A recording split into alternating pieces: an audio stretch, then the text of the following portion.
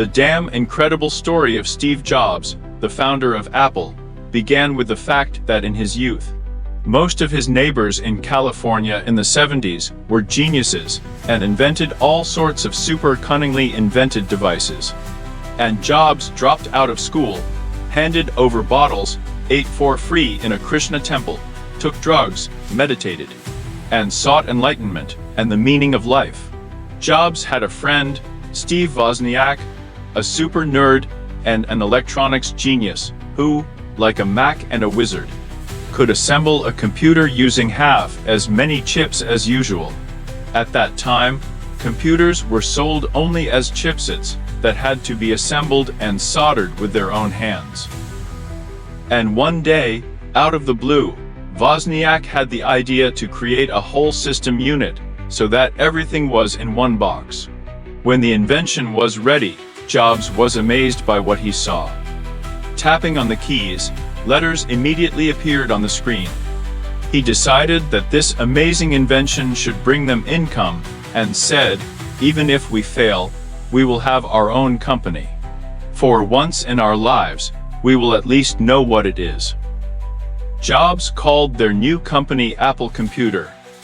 The word Apple seemed familiar as a piece of cake.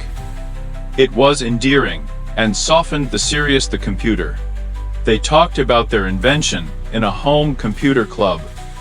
Their performance did not make much impression, but one person was interested. The owner of a computer store. He needed a product to sell, and he placed an order for 50 computers. To fulfill this order, it was necessary to purchase parts for as much as $15,000, which they did not have.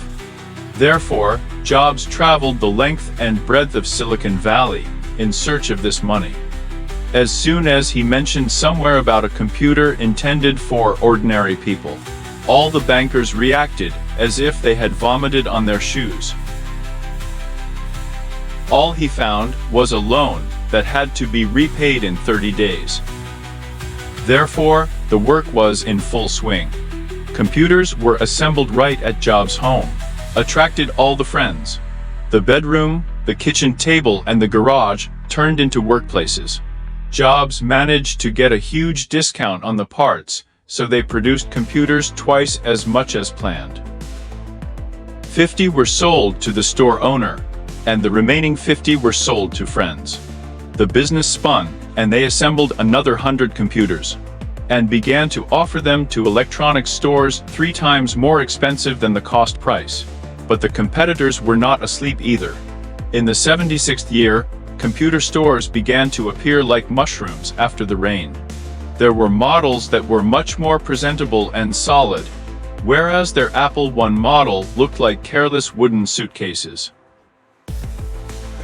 Jobs realized that in order to reach a new level, the product must be sold not only assembled, but also fully equipped, so that there was no need to buy a monitor, keyboard, case, and power supply separately. So that the buyers are not only hackers who assemble computers themselves, but also thousands of ordinary people. Back then, computers were like bulky gray metal boxes that hummed like a tractor. That's why Jobs designed his own white plastic case with streamlined edges to stand out from the gloomy competitors. Engineers have developed an innovative power supply that could work without a rattling fan. Wozniak came up with an ingenious way to display a color image on the screen. But all these fancy innovations required considerable investments in production. Jobs went to different companies, but was rejected everywhere. He was told, "We don't need you. You haven't even graduated from college." Jobs looked shocking. A smelly hippie in sandals, a terrible hairstyle, and arrogance that made your ears droop. But Jobs didn't give up, and got to Silicon Valley startup investment guru Don Valentine. But he also considered Jobs a top-notch marketing loser, because Jobs personally went shopping and offered his products. So Valentine flatly refused to deal with such a poor guy. However, Jobs forced him to advise him something, and Valentine sent him to marketer Michael Marcouli, who at the age of 33 was already shoveling money and was fabulously rich. No living soul understood pricing, sales system, and marketing better than him. When Marcouli saw Jobs' computer, his eyes popped out. Apple II impressed him so much that he decided not to pay attention to the sloppy appearance of both Steves. After all, it's never too late to get acquainted with scissors. Marcouli drew sky-high prospects. He was convinced that Apple would turn into a multi-billion-dollar business and offered $250,000 in exchange for a third of the shares. In the end, everyone got a share of 26%. The rest was left for potential investors. On January 3, 1977th, the new Apple Computer Corporation was officially registered. Marcouli taught the youngsters to be smart. He said that in order to succeed, you don't need to strive to get rich, you just need to do what you believe in. People primarily judge by the cover. You can create a first-class product, but there is zero sense if you submit it carelessly. Jobs worked like a sponge. And at the first exhibition in the 77th year, he was placed right in the center of the hall to loudly announce his super genius computer. To stand out from the rest and stun the audience, Jobs covered his stand with velvet and made spectacular lighting. He even dressed decently for the first time in his life. In a shiny beige case, the Apple II looked solid, affordable and simple, unlike the frightening metal boxes of competitors. For the first time in their lives, people went to Jobs themselves, and not he to them. Right at this exhibition, he received an order for 300 computers. Apple has finally become a real company with a dozen employees. The team moved from the garage to the office in Cupertino. However, the new responsibilities were difficult for Jobs. He was getting rougher and more despotic every day. He could approach any of his employees and say that he was doing complete shit. Marcouli hated these scandals, and in order to curb the ever-overexcited Jobs, he hired President Michael Scott, who had one task: to tame Jobs. But for Jobs, to give the leadership to someone else was like death. He did not recognize anyone's authority, and this inevitably led to conflicts even more. Jobs threw thunder and lightning, throwing tantrums on any slightest occasion, and often brought even himself to tears. Nevertheless, Apple flourished. Disgustingly smelly, like a rotten bum, Jobs made zero impression on investors. But as soon as they poked Apple II, they immediately invested money. On the 12th of December of the 80th year, the Apple came out on the IPO. The shares were put up at $22. In just 1 hour, 4 million of them were scattered. Apple has become the most successful company in the history of the exchange. At the age of 25, Jobs became fabulously rich, with a fortune of $256 million. There were not many competitors, and thanks to the Apple II model, sales skyrocketed from 2,000 in the 77th year to 200,000 81st. But that wasn't enough for Jobs. He wanted to leave a mark on the universe. He hoped that the Apple III model would leave this trace. More memory, more screen, and industrial design. But due to the fact that the demand for a computer greatly accelerated Apple's growth, the company was drowning in its own fat, stopped noticing its own mistakes, and turned into an obese bureaucratic body. And the department that worked on the Apple E was like a passing yard. In addition, Jobs rudely interfered with the project every time. His abnormal craving for perfection forced him to make the case almost microscopic. Therefore, the board turned out to have an excessive density of components and poor connectors, which often failed. Therefore, the release of the Apple III in May of the 80th year failed miserably, and when the car was finally finalized, it was already too late. The reputation fell below the baseboard, and sales of IBM computers came out on top. Shoals were written off to engineers, and Jobs washed his hands of it and withdrew. He began to think about how to create something absolutely unlike anything. At that time, the whole of America, like a madman, was obsessed with blowing an hour in video recorders. Almost every family was eager to buy them, and computers were perceived as something super incomprehensible. The computers used DOS requests, from which the devil will break his leg. Therefore, the eighth miracle of the world had to happen in order for computers to become as popular as video recorders. However, the Xerox PARC Research Center has already worked on a similar miracle. A super simple computer that even a drunken novice could figure out what was what. Instead of doses of requests, they came up with the idea of using graphics. A desktop with documents and folders that magically opened at the click of a mouse. It seemed like magic at the time. This project was strictly classified, but in the 79th year, Xerox was eager to invest in Apple, and Jobs agreed, on the condition that they reveal all their secrets. Xerox decided that these upstarts did not have enough mental capacity to understand their super ingenious invention, and agreed. When Jobs came to Xerox to get acquainted with the new miracle technology, Xerox decided to trick him and showed him not everything. Jobs demanded to continue, but every time he was shown something completely different. Some other frivolous programs to distract his eyes from the main secret. Jobs realized this, realized that he was being fooled, and said enough with this nonsense. He called the head of the Xerox Venture Investment Department and complained.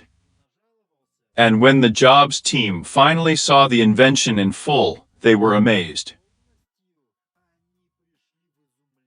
Engineer Bill Atkinson stared intently at every pixel, almost climbing into the screen with his head.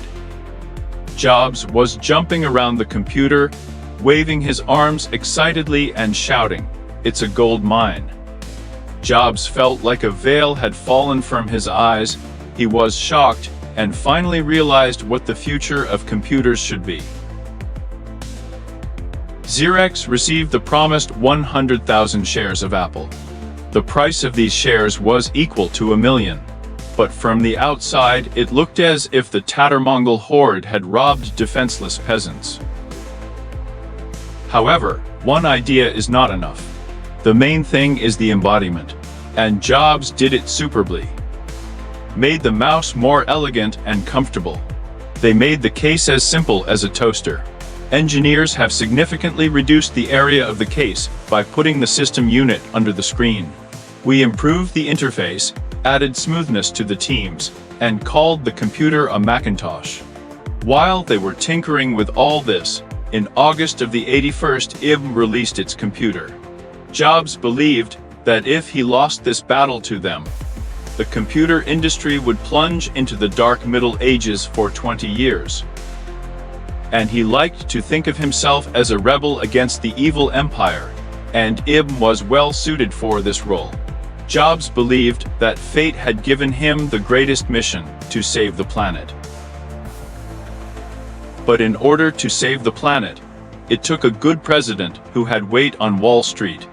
In the 83rd year, Jobs realized that he had not yet matured to such a position, because he was overexcited for any slightest reason. Therefore, the board of directors cast a bait on the chief advertising magician and magician of that time, John Scully of Pepsi-Cola. But he flatly refused. And then Jobs lured him away, saying a killer phrase that went down in history. "Are you going to sell sweet water for the rest of your days? Or finally decide to do something really important?" A new miracle Apple's operating system worked only on native hardware. Jobs considered complete incompatibility with other computers to be a brilliant solution. However, at that time, the then unknown Bill Gates was writing programs for Apple. He saw this wonderful interface with amazing graphics in the Mac. I quickly realized that there is a future behind this miracle. And in the 83rd year, at a magnificent conference, he solemnly announced that Microsoft was developing Windows with a graphical interface exactly like Apple's. Upon learning about this, Jobs became furious and accused Gates of shameless theft. However, Gates gave a witty answer that went down in history. I broke into our mutual neighbor's copier to steal a TV and found that you beat me to it. Meanwhile, the evil empire was ahead of the Apple. IBM has sold 3 times as many computers, and their market share has grown by 26%. Therefore, all hope was on the Mac. When Jobs planned the launch of the Mac, he wanted people to be speechless with amazement. And in the 84th year, the Apple team, together with director Ridley Scott, shot a video in which Apple, as a God-chosen messiah, rebelled against the forces of darkness. The video showed how, in the gray world of propaganda, the main character in bright clothes personifies a Macintosh and symbolizes revolution with her rebellious actions. The video, in the spirit of science fiction, hinted at the total domination of IBM and the prophecy of George Orwell. IBM represented the evil empire, and Apple represented an alliance of rebels who free people from oblivion. However, the board of directors of this video for $750,000 caused only the urge to vomit. They thought it was the worst advertisement they had ever seen. But there was no turning back. The airtime was already bought during the Super Bowl football match. This is the time when half of the country's population gathers at the screens in the USA. Every second of ether is worth its weight in gold. 30 seconds is worth more than $5 million. As a result, the whole country watched as a gloomy image of a marching crowd appeared under the ominous music. 96 million viewers watched the daring, disturbing, and mysterious video, unlike any other. That evening, all the TV channels were raging, talking only about it. The video had the effect of an exploding bomb, because at that time most young people considered computers to be tools of power that turned people into a herd of submissive robots. 100 days, the poppy flew like hotcakes. But when the wave of delight subsided and the illusion crumbled, it turned out that it was not such a fat steak. Sales fell below the plinth. The magician turned out to be terribly slow. And no advertising helped. You had to pay for a beautiful picture. Needed more power. The Macintosh had too little memory installed. There was no built-in hard drive, and the lack of a fan led to frequent failures. When buyers realized all this, sales fell. Jobs believed that everything he touched turned into gold, and therefore did not conduct tests. The Mac lacked programs, there were no expansion slots, there was a small screen. The computer spat out a floppy disk for any slightest reason, and demanded something from the user. While IBM supported 1,000 programs. Due to the endless edits made by Jobs, the price of a Macintosh has increased to $2,000. Jobs observed a terrifying picture of how the sellers in the stores first showed customers IBM, and those who wanted a Mac were still reoriented to the same IBM. Therefore, sales fell into the abyss. Jobs was burdened by this situation. Engineers plunged into depression. They couldn't do anything for several months. Many talented people have left the company. But the main news was the departure of the veteran who emerged. He considered it the highest degree of stupidity to underestimate the Apple IIe model, which still brought the company the main income. Warehouses were overflowing with a huge stock of unsold computers. Apple was in a panic and was sinking like the Titanic. In many ways, the culprit was Jobs himself. He made a computer for organizations and advertised to ordinary people. If Jobs hadn't been in a hurry, perhaps the picture would have been different. However, it always seemed to him that he had a short life measured out for him, and therefore he had to hurry up in order to do everything in time. Jobs was supposed to be controlled by Scully, but Jobs is still a puppet master. He charmed Scully so much that he lost his head and began to consider himself special. And the more Jobs manipulated him, the more he despised him. Disagreements increasingly worried the board of directors. Jobs' mood swings became more and more abrupt. He could humiliate and trample into the dirt anyone he met along the corridor.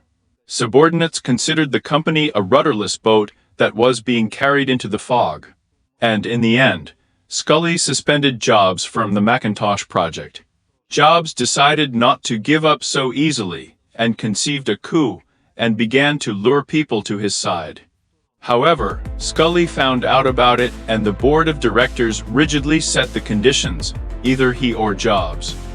Everyone voted for Scully. Jobs was knocked out, trampled into dust. However, many employees were unhappy with Jobs' dismissal. The company was no longer suitable for creativity, and they left with Jobs. The members of the council, having learned about this, reacted extremely sharply. Many were furious. They thought Jobs had fooled them. The members were amazed by the treacherous act of Jobs, who secretly planned to steal the most valuable employees from under their noses. All traders were unceremoniously expelled from the company's territory, and Jobs was sued. After that, Apple shares rose by 7%, because shareholders were glad that the California slob was no longer in charge. Steve was defeated, but not destroyed. He wasn't going to go into the shadows. One day, while hanging around universities, Jobs met a biochemist who was discouraged and indignant that without a powerful computer, they spent as much as a whole week on just one experiment. After hearing this, Jobs was inspired by the idea of producing powerful computers for universities, and founded a new company next. Jobs wanted to make a computer in the form of a perfect black cube. The cube represented solidity. Imitating the Japanese, Jobs built an expensive robotic factory, so money flew out of his own pocket, as if through his fingers. In September of the 86th, the whole schedule went down the drain. Jobs never learned anything. There were chairs at the factory for $20,000, and the company was threatened with bankruptcy. To find more money, Jobs put up 10% of the shares for $3 million. The amount he took from the ceiling. Up to this point, the company had no achievements, no products, no income. Therefore, no investor was in a hurry to invest money in Next. And yet Jobs attracted the attention of one Texas Ross Peralt, who was imbued with Jobs' ideas. Called and said, "If you need money, just whistle." Almost more than anything in Pierre's life, he regretted that he had not invested in Microsoft at the time, when Bill Gates, as a very young sucker, begged him for money. This time, Perot was determined not to repeat his mistakes and invested $20 million for a share of 16%. In addition to money, Perot brought solidity in the eyes of others. Wherever he was, he praised Jobs to everyone.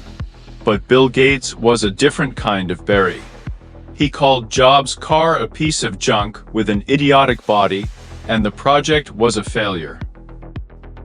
In October of the 88th, Jobs held a brilliant presentation next, which caused a storm of delight. But the interest quickly subsided, and his computer was quickly forgotten. And when the computer finally entered the market in 89th year, sales did not exceed some meager 400 units per month. There were few compatible programs for Next, and there were cheaper analogs on the market. The expensive plant was idle, and the company was losing money. Jobs was maliciously called a one-time miracle, because apart from the Apple I model, he had no achievements. There was nothing but failures. Design alone is not enough to make a computer sell well. Jobs' holy empire was falling apart, while Microsoft was growing by leaps and bounds, turning into the navel of the earth. In the 94th year, Apple's sales also fell below the baseboard.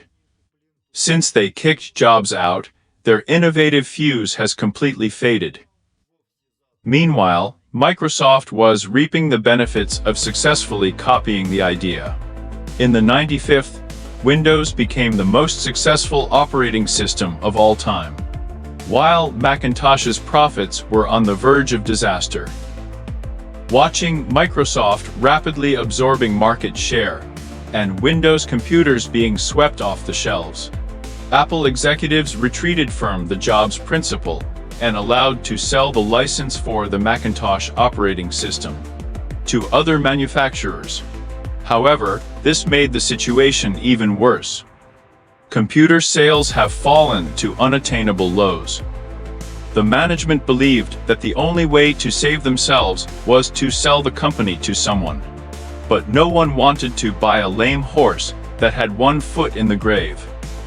Jobs could have absorbed Apple and become the head of his brainchild again. But he didn't want a violent takeover. He wanted them to call him themselves. They wanted his operating system, and that was the plan to enslave Jobs. Apple buys him, and this gives him the right to join the board of directors, and from there it's just a stone's throw to the position of CEO. And Apple fell for the bait. In a 96, they bought Next for $426 million. Bill Gates, upon learning about this, was beside himself with anger. He believed that the bearded shaman had fooled the Apple and sold them useless garbage. At first, in the 97th year, Jobs did not interfere much in the company's affairs, and was in Apple as an unofficial consultant. He was used only for show, but gradually he began to put his people in key positions. Meanwhile, under the old management, Apple barely moved, and sales at all times flew into the abyss. And at some point Jobs was finally invited to take over as CEO, but Jobs refused. Despite this, he had real power. The head of the Apple then was Ed Woolard. Even the UN was thinking about leaving amid the catastrophic situation with the company. In the 97th year, staff turnover was plentiful. To stop it, Jobs finally decided to intervene in the affairs of management and review the prices of employee options. But the directors reared up like mad horses. Then Jobs said that otherwise he would leave the company and never come back because he did not have time to babble with the council, and demanded that everyone resign. Only then will he come back. Only Woolard could stay. The force was on the side of Jobs. In the current situation, many wanted to leave themselves. Even Markle's father reeled in the fishing rods. Jobs has finally taken over as CEO.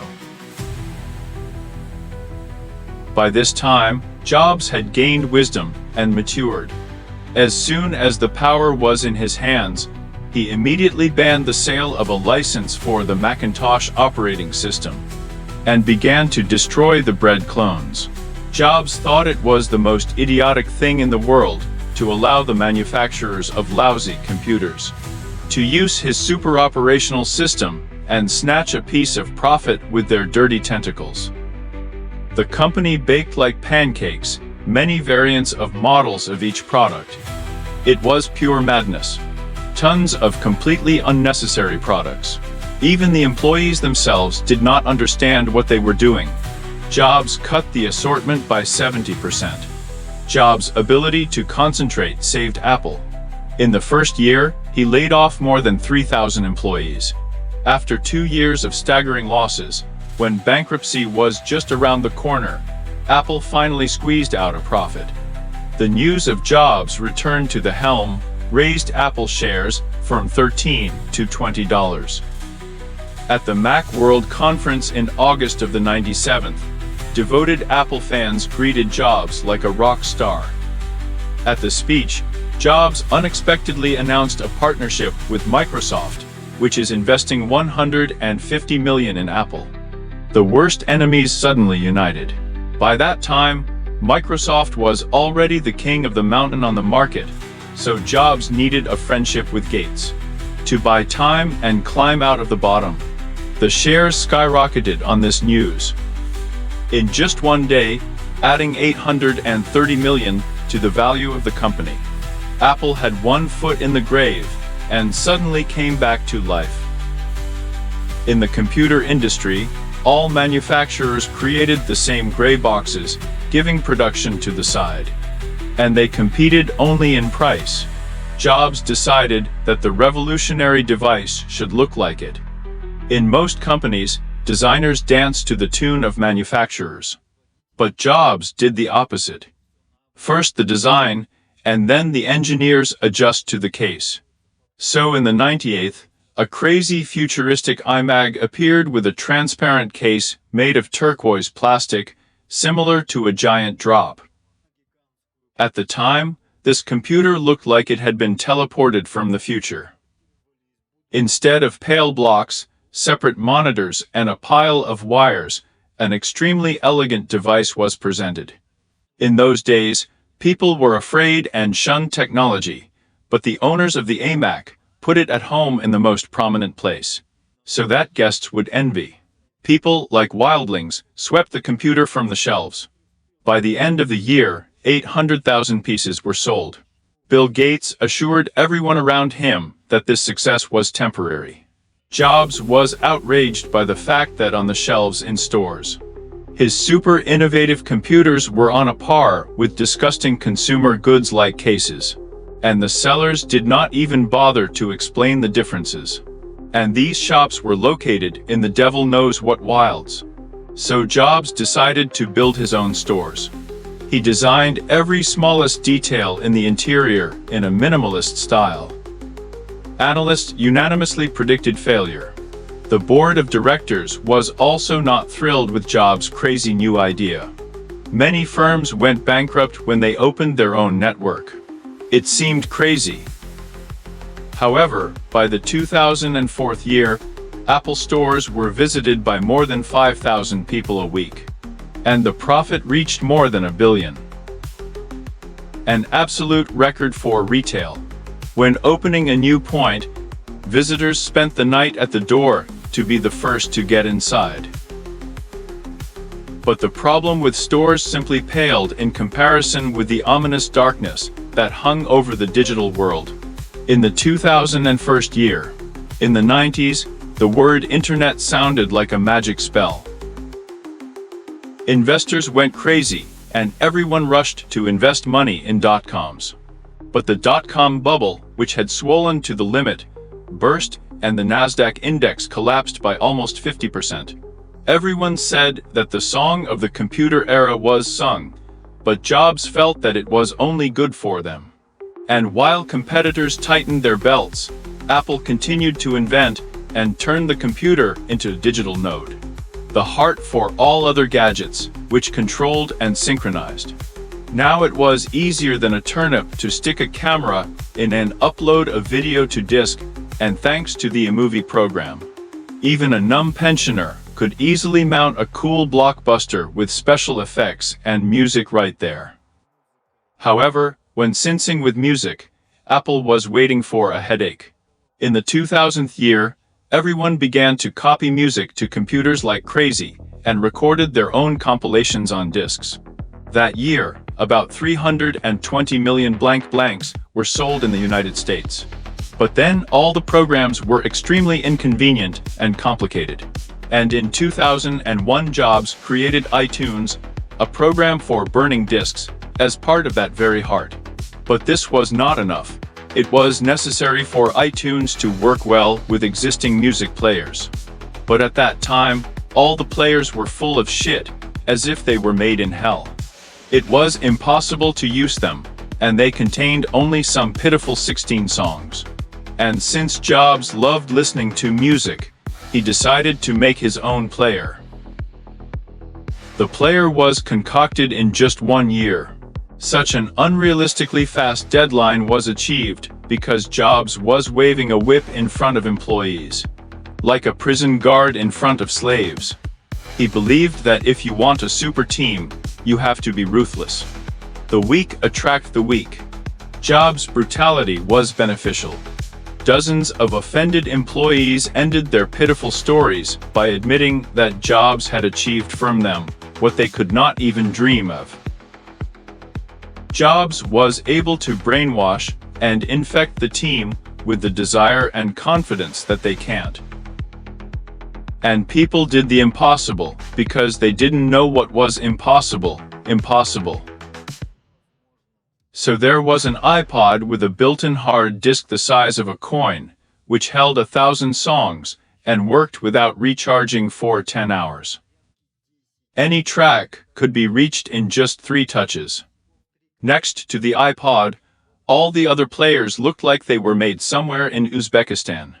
But the public was skeptical about the iPod with its sky-high price of $400 in the 2001 year. It was joked on the internet that the name of the iPod stands for idiots demanded a lot of money. However, sales soon skyrocketed. A man with white headphones could be seen in every block. Following the good sales of the iPod, sales of AMAC computers spurred on. Therefore, Jobs spent even more on advertising the iPod, an astronomical $75 million. This is 100 times more than the competitors spent. And with this, he crushed the entire market. But in the 2002 year in the music industry, Apple faced a new problem. To download music to an iPod, you had to download it on the internet. And the internet in those years was flooded with pirated services. Piracy in those days brought everyone to the white knee. The Wild West reigned all around. Record companies frantically searched for a way to protect themselves. And it wasn't just them who suffered. Ordinary people, downloading free music, faced viruses and terrible quality. Jobs realized that the best way to deal with theft: create an alternative. Because 80% of the people stealing music simply had no choice. And Jobs created an online music store, iTunes Store, and convinced a leading record company to allow music to be sold there. And not whole albums, but individually, separately songs, each for 99 cents. Because usually there are only 2 or 3 normal tracks in music albums, the rest is sad shit. The contracts of many musicians forbade selling music separately, so Jobs had to personally persuade some artists. When Jobs showed Dr. Dre the interaction of the iPod and the iPhone, he exclaimed, "Well, finally someone did it." At the time of opening in the 2003 year, there were 200,000 songs in the store. In the first 6 days, as many as 1 million works were sold. But many people couldn't use iTunes Store because the store didn't work on Windows. No one could have thought that this day would ever come, but in 2003, Apple made a version of iTunes for its sworn enemy in Windows. Journalists asked Jobs what it was like to be a developer of a program for Windows. Jobs replied, "It's the same as handing a glass of ice water to someone in hell." By the 2004 year, Apple had taken a dominant position in the player market. If earlier, in order to attract a celebrity to advertising, it was necessary to unfasten an astronomical sum for her. Now the musicians themselves dreamed of appearing in an iPod advertisement, since this guaranteed them a stunning success.